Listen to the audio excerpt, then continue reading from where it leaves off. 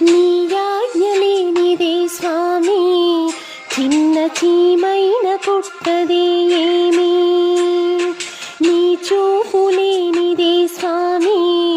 ఈ సృష్టి